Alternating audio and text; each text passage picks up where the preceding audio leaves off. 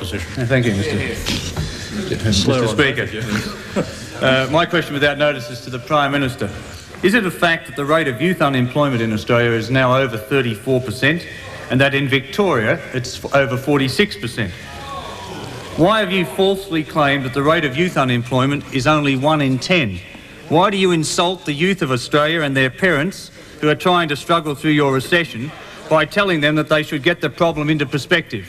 And when will you apologise for these callous, insensitive and inaccurate remarks? The Honourable Prime Minister. The claims in the Leader's question are wrong. Wrong. There are 122,000 young people looking for work in an age cohort of 1.3 million. That's just around 10%. And that's the position, Mr. Speaker. But to have the gall to try and suggest that the government should operate a policy response from a distortion run on the front page of the Herald Sun in Melbourne, and to think that government policy is going to be run off distortions is the joke of jokes. Now, the fact is, Mr. Speaker, it may come as a piece of unhelpful information to the Leader of the Opposition, but there were more people in this age cohort unemployed in 1982-83 than there is today. As a result of the policies which he had in place then. But unemployed as they are, Mr. Speaker, I've made it abundantly clear that the government and only the government will deal markedly with this problem, is in a position only to deal with this problem. And that's the whole point of the meeting on youth policy and employment, to get the breakthroughs in training and training wages and technical and further education, which coalition governments were never interested in. Never interested in. So whether it is 10% is immaterial.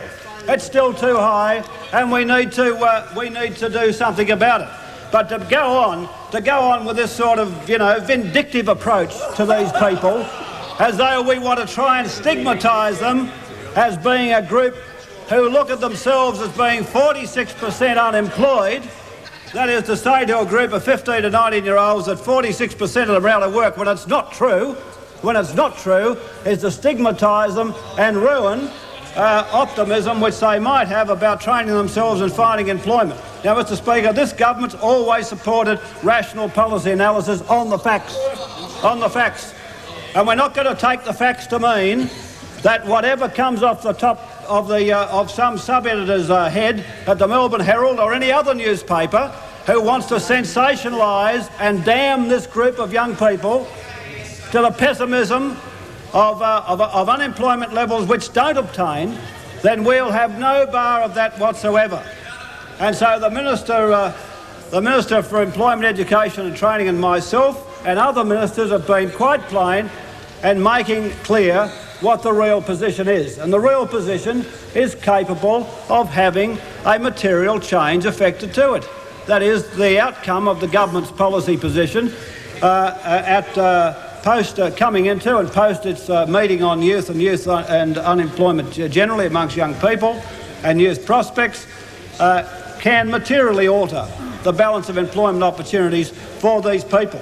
But to be up there asking questions about them when you are happy to leave 7 in 10 not completing secondary school, and you were advisor to Mr Howard and the then government, 7 in 10 not completing secondary school, you were quite happy to leave them on the Labor scrap heap.